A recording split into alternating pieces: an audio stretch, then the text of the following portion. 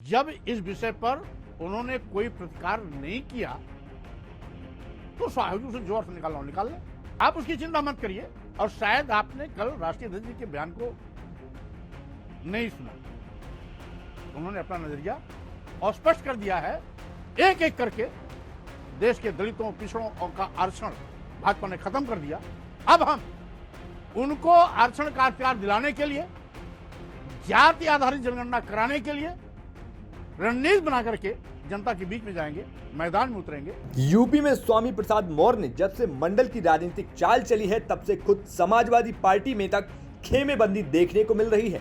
22 जनवरी को शुरू हुई रामचरितमानस से अपमान और सम्मान की बात 28 जनवरी तक अखिलेश के पास आ पहुंची और अखिलेश ने भाजपा आरएसएस पर ये तक आरोप लगा दिए कि हम शूद्र हैं, इसीलिए ये लोग धार्मिक कार्यक्रमों में हमें जाने से रोक रहे हैं।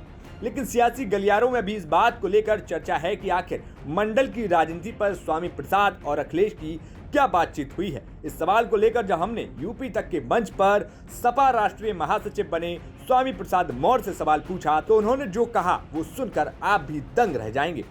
कल आपकी मुलाकात अखिलेश यादव से हुई, लोगों ने कहा आपकी पेशी हुई, आपको तलब किया गया, लेकिन आप निकल करके भी आए तो उसी अंदाज में। तो क्या ये माना जाए कि अखिलेश जी ने आपको कहा कि भाई ठीक है, जो आप कह रहे हैं वो ठीक है, हमारी राजनीति को सूट करता है? बात राजनीति का है ही नहीं। राजनीति को सूट करता नहीं सूट करता यह भी विषय नहीं। बात है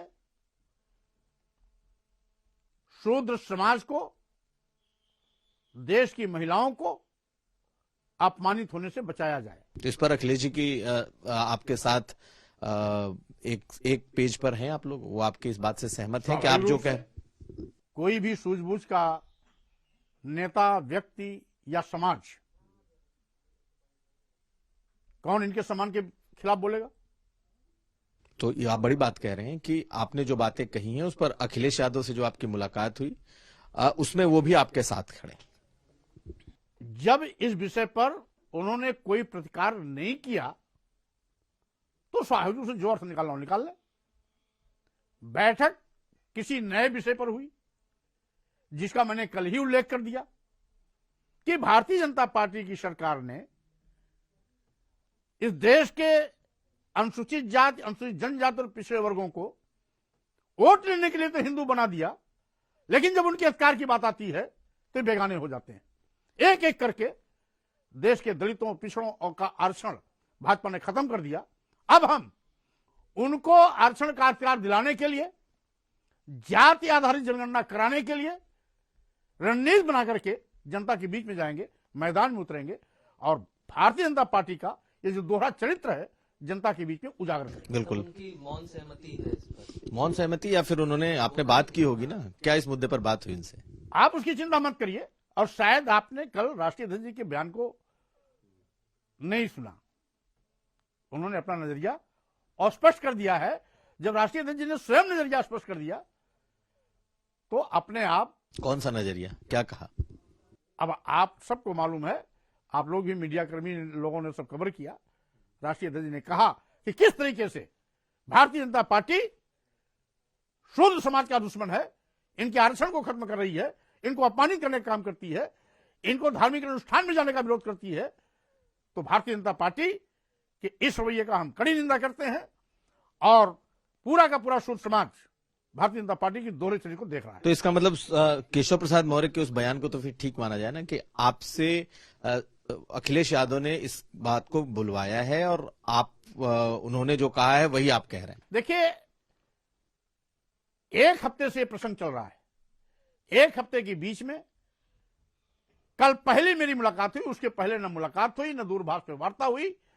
मैंने तो जो भी बोला, जो सार्वजनिक मंचों से लगातार मैं बोलता रहता हूं, उसी विषय पर मैंने जोर दिया और आज पूरे देश में चर्चा चल रही है। तो हमें सकारात्मक परिणाम भी आने की उम्मीदें बड़ी हैं। आज नहीं तो कल ये धर्माचार्य भी